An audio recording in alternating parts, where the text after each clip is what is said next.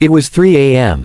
The wind outside carried a strange chill, one that whispered against the windowpanes like it had secrets to tell. Trees swayed, but there was no sound, just a cold, eerie silence.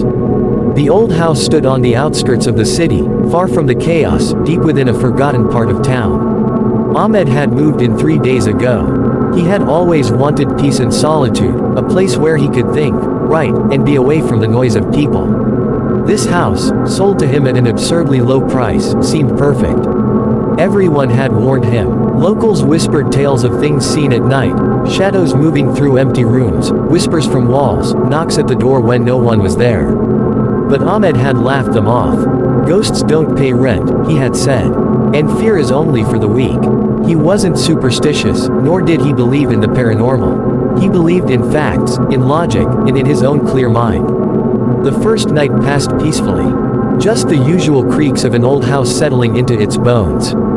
The second night, he noticed a faint sound, like light footsteps from the hallway. He got up to check, but the house was empty.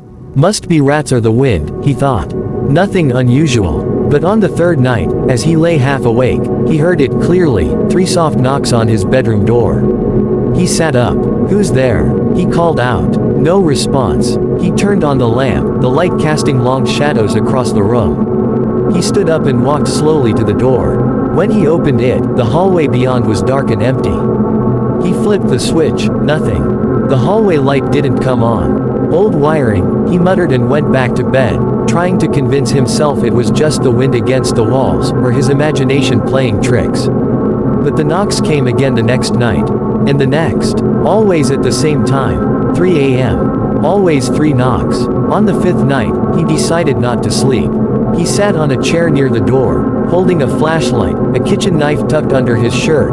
Not because he believed in ghosts, but just in case someone was trying to scare him. He waited. The hours crawled. 1 a.m. passed. Then 2 a.m. At exactly 3 a.m., the air in the room grew cold. He could see his breath, like fog in the air. The walls groaned. Then, knock knock knock. Soft, deliberate, close. He held his breath and waited. He didn't open the door this time. He stood perfectly still and looked at the bottom of the door. A shadow, someone, or something, was standing there. He flung the door open and shone the flashlight out. The hallway was empty. No shadow, no sound, but the air smelled old, like mold and soil, like something had been buried and dug up again. The next morning, he asked his neighbor, a thin, elderly man with tired eyes, about the house. The man gave him a long stare and said, "You're not the first to ask. But no one stays long. The knocks come for everyone. Some leave, some don't." Ahmed pressed further, but the neighbor shook his head and closed the door. That night, Ahmed moved his bed into the living room downstairs. He didn't want to be near the hallway anymore. But even there, he couldn't sleep. Every creak sounded like footsteps. Every shadow felt like it was moving. He stayed awake, curled up in a blanket, eyes fixed on the front door.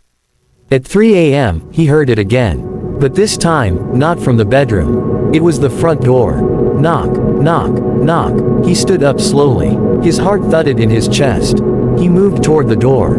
Through the frosted glass, he could see a silhouette, tall, unmoving. "Who's there?"